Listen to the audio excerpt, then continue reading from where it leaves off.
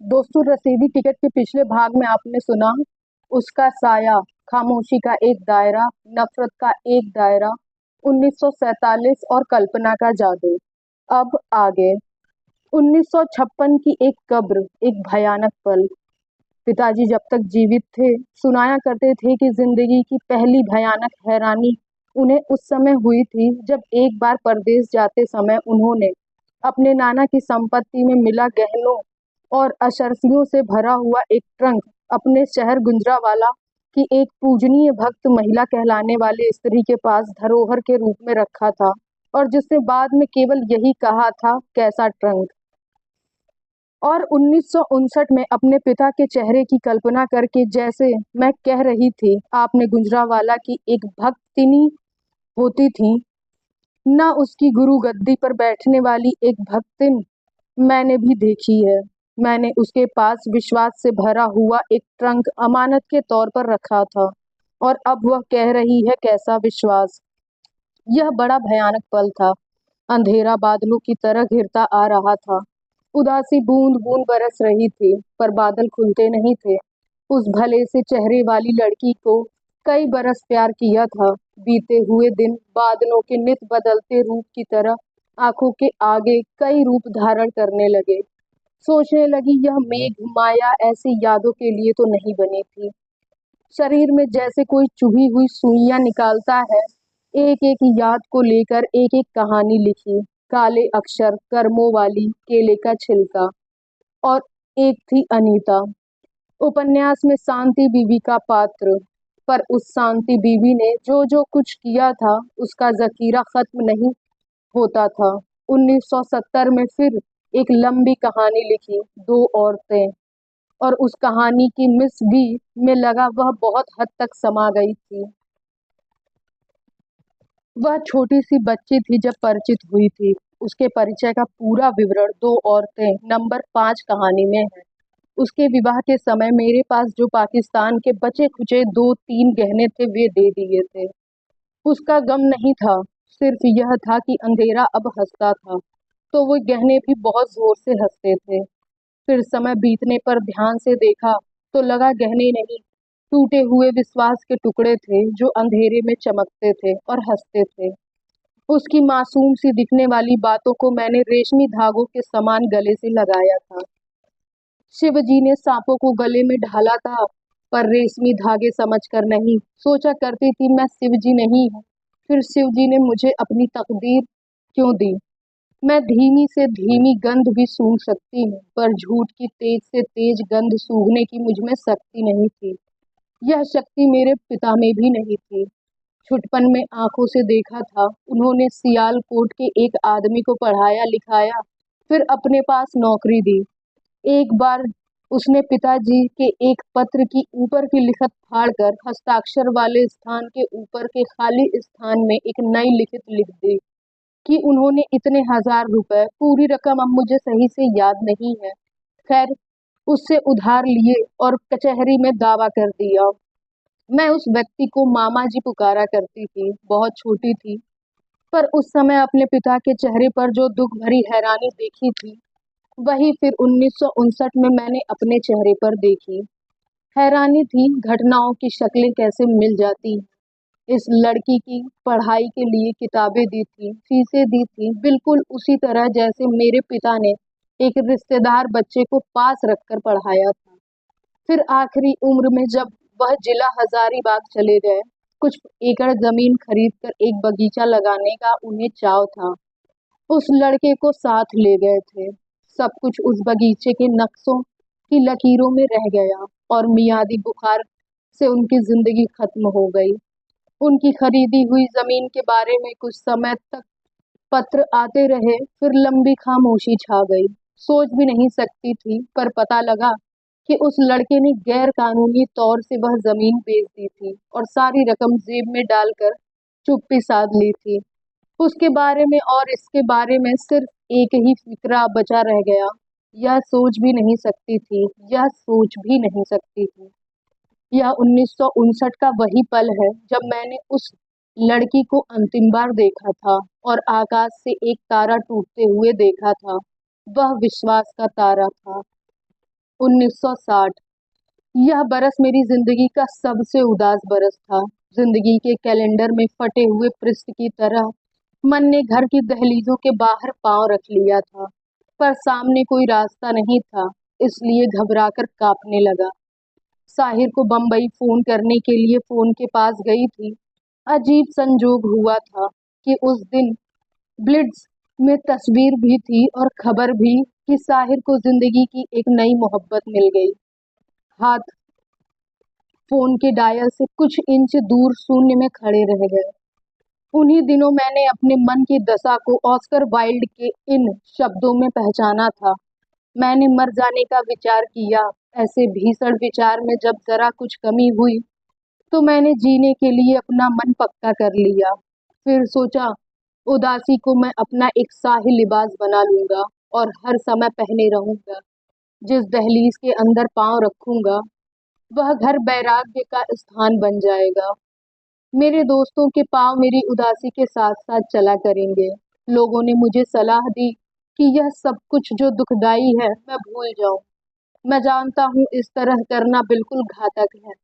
इसका अर्थ है कि चांद सूरज की सुंदरता, सवेरे की पहली किरणों का संगीत, गहरी रातों की खामोशी, पत्तों में से छनती हुई मेघ की बूंदें, घास पर फिसलती हुई ओस, यह सब कुछ मेरे लिए कड़वा हो जाएगा। अपने अनुभव से इनकारी होना ऐसा है जैसे अपनी जिंदगी के होठों में कोई हमेशा के लिए झूठ भर ले। यह अपनी रूह से इनकारी होना है। इमरोज से दोस्ती थी, पर अनेक प्रकार की दुविधाओं में से गुजरती हुई। जिंदगी का सबसे उदास कविताएं मैंने इस वर्ष लिखी। उन दिनों का एक अजीब सपना मुझे एक एक अक्षर याद है। गाड़ी में सफर कर रही थी। सामने की सीट पर एक बुजुर्ग चेहरा था, बड़ा नर्म सा और चमकता हुआ। लंबे सफर में मैंने किताबें के पन्ने पलटती रही और फिर मेरी खामोशी किताबों ने उस बुजुर्ग को बातों में लगा लिया। उसने मुझसे पूछा, तुमने कभी काला गुलाब देखा है? काला गुलाब? नहीं तो। थोड़ी देर में यहाँ एक स्टेशन आएगा। वहां से एक रास्ता एक छोटे से गांव को जाता है। उस गांव में गुलाब के फूलों का एक बाग है। उस बाग में थोड़े से लाल रंग के गुलाब हैं। बाकी सारा बाग काले गुलाब के फूलों से भरा हुआ है। सच, तुम्हें मैं विश्वास के काबिल जान पड़ता हूँ या नहीं? मैं तो अविश्वास की कोई बात नहीं कही। तुम वह बाग देखना चाहोगी? मैं यही सोच रही थी कि अगर मैं वह बाग देख सकूं, उसकी एक कहानी भी है। क्या? अगर तुम उसे देखने चलो तो मैं वहां पर ही यह कहानी सुनाऊंगा। मैं चलूंगी। और फिर एक स्टेशन पर मैं और वह बुजुर्ग आदमी उतर गए। एक लंबा कच्चा रास्ता पकड़ लिया। वहां कोई सवारी नहीं जाती थी और फिर सचमुच हम एक बाग में पहुंच गए। इतना बड़ा और चमकदार गुलाब मैंने जिंदगी में कभी नहीं देखा था। गुलाब की पत्तियों पर से आंख फिसल फिसल पड़ती थी। बहुत बड़ा बाग था। एक छोटे से हिस्से में लाल रंग के गुलाब थे और एक छोटे से हिस्से में सफेद दूधिया रंग के। बाकी सारा बाग मीलों में फैला हुआ काले गुलाबों से भरा हुआ था। इसकी कहानी है। कहते हैं एक औरत थी। उसने बड़े सच्चे मन से किसी से मोहब्बत की। एक बार उसके प्रेमी ने उसके बालों में लाल गुलाब का फूल अटका दिया। तब औरत ने मोहब्बत के बड़े प्यारे गीत लिखे। वह मोहब्बत परवान नहीं चढ़ी। उस औरत ने अपनी जिंदगी समाज के गलत मूल्यों पर न्यौछावर कर दी। एक असह्य पीड़ा उसके दिल में घर कर गई और वह सारी उम्र अपनी कलम को उस पीड़ा में डुबोकर गीत लिखती रही।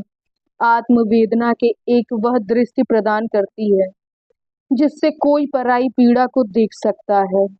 उसने अपनी पीड़ा में समूची मानवता की पीड़ा को मिला लिया और फिर ऐसे गीत लिखे जिनमें केवल उसकी नहीं, जगत की पीड़ा थी। फिर वह औरत जब मर गई, उसे इस धरती में दफना दिया गया। उसकी कब्र पर न जाने किस तरह गुलाब के 3 फूल उग आए। एक फूल लाल रंग का था, एक काले रंग का और एक सफेद रंग का। अजीब बात है। और फिर वे फूल अपने आप ही बढ़ते गए। ना किसी ने पानी दिया, ना किसी ने देखभाल की, और धीरे धीरे यहाँ फूलों का एक बाग बन गया।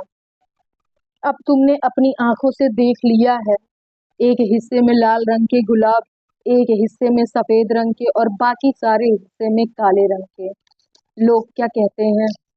लोग कहते हैं उस औरत ने जो मोहब्बत के गीत लिखे वे लाल रंग के गुलाब बन गए, जो दर्द भरे गीत लिखे वे काले रंग के गुलाब हो गए, और जो उसने मानव प्रेम के गीत लिखे वे सफेद गुलाब के फूल बन गए। सिर से पैर तक मुझे एक कंपन आया और मैंने उस बुजुर्ग से पूछा, आपका नाम क्या है? मेरा नाम मेरा नाम समय है। समय, आप मेरी कहानी ही मुझे सुना रही हैं। समय की मुस्कुराहट और मेरे मन अपने मन के कंपन के कारण मेरी आंख खुल गई, और उन्हीं दिनों लिखा, दुखांत यह नहीं होता कि रात की कटोरी को कोई जिंदगी के शहद से भर न सके, और वास्तविकता के होठ कभी उस शहद को चख न सके। दुखांत यह होता है जब रात की कटोरी पर चंद्रमा की कलई उतर जाए और उस कटोरी में पड़ी हुई कल्पना कसैली हो जाए। दुखांत यह नहीं होता कि आपकी किस्मत से आपने साजन का नाम पता न पढ़ पाए, आपकी उम्र की चिट्ठी सदा रुलाती रहे। दुखांत यह होता है कि आप अपने प्रिय को अपनी उम्र की सारी चिट्ठी लिख लें, और फिर उसके पास आपके प्रिय का नाम पता खो जाए। दुखांत यह नहीं होता कि जिंदगी की लंबी डगर पर समाज के बंधन अपने कांटे बिखेरते रहें, और आपके पैरों में सारी उम्र लहू बहता रहे। दुखांत यह होता है कि आप लहूलुहान पैरों से एक उस जगह पर खड़े हो जाएं जिसके आगे कोई रास्ता आपको बुलावा न दे। दुखांत यह नहीं होता कि आप अपने इश्क के ठिठुरते शरीर के लिए सारी उम्र गीतों के पैरहन सीते रहें। दुखांत यह होता है कि इन पैरहनों को सीने के लिए आपके पास विचारों का धागा चूक जाए और आपकी कलम सुई का छेद टूट जाए। उस वर्ष के अंत में मैं एक साइकेट्रिस्ट के इलाज में भी रही, अपने आप को जानने के लिए, और उसके कहने के अनुसार हर रोज अपने विचारों और सपनों को कागज पर लिखती करती थी। उन्हीं दिनों के अजीब गरीब सपनों में से जो डॉक्टर के पढ़ने के लिए लिखे थे कुछ यूं है। किसी बहुत ऊंची इमारत के शिखर पर मैं अकेले खड़े होकर अपने हाथ में लिए हुए कलम से बातें कर रही थी। तुम मेरा साथ दोगे? कितने समय मेरा साथ दोगे? अचानक किसी ने कसकर मेरा हाथ पकड़ लिया।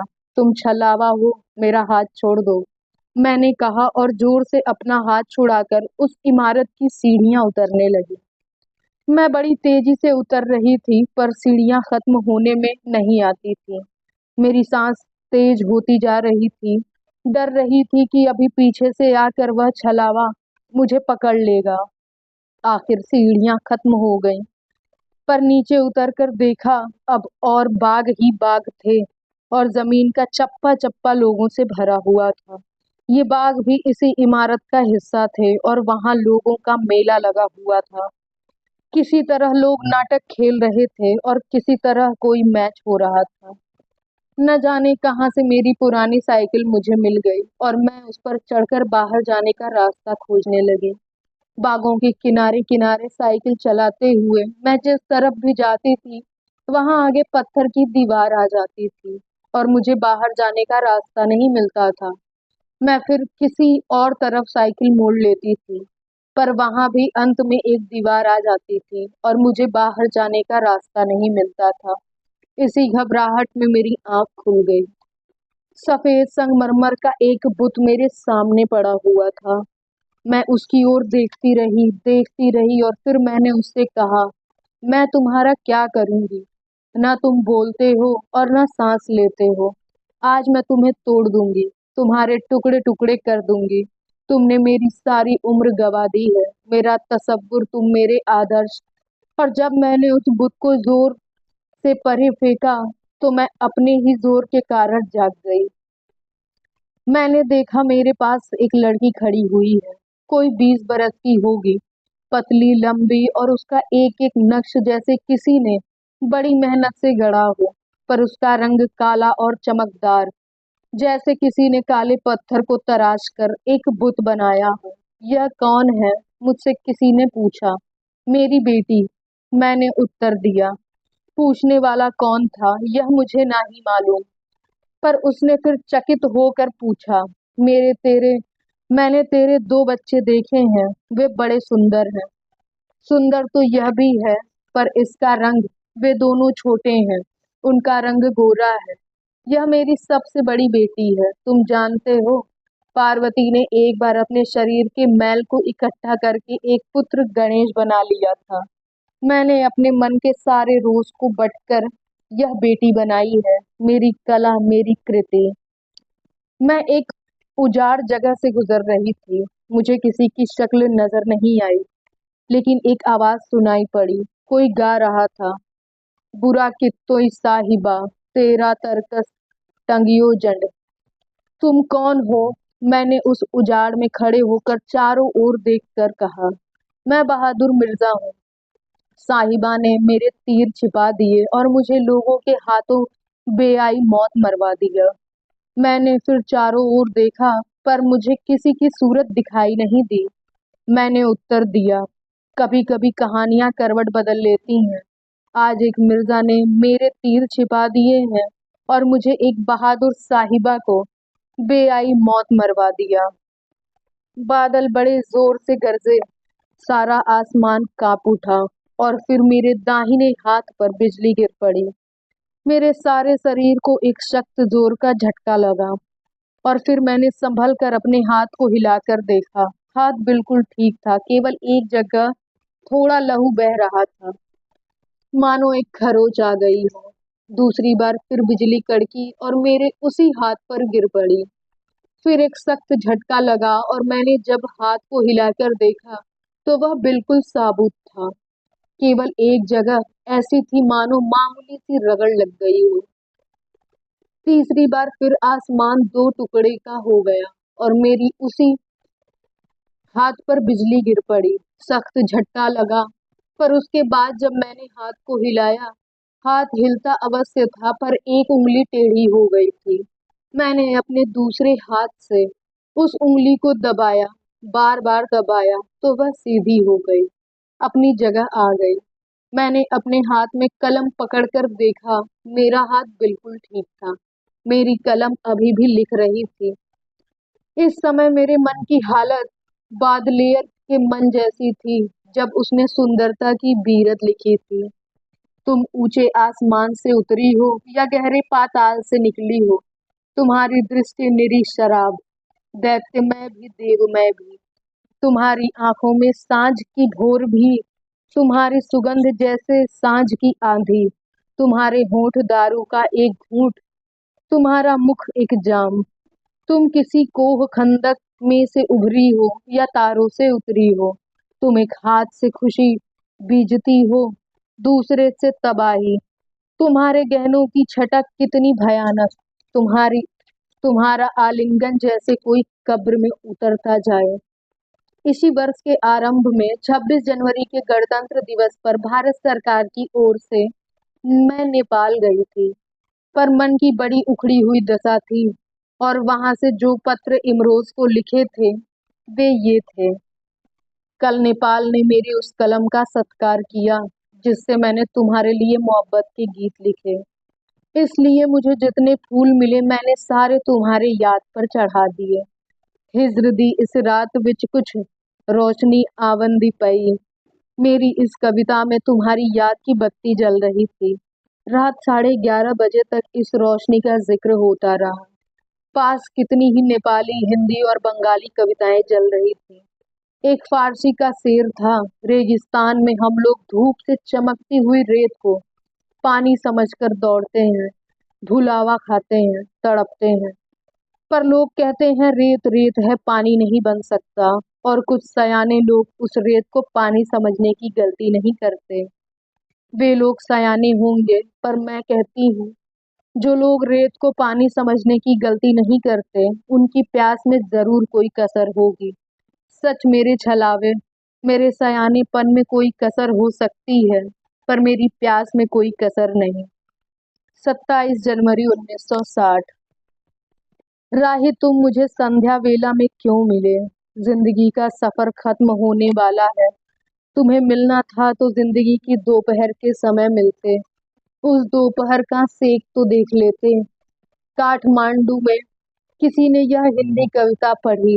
हर व्यक्ति की पीड़ा उसकी अपनी होती है, पर कई बार इन पीड़ाओं की आकृतियां मिल जाती हैं।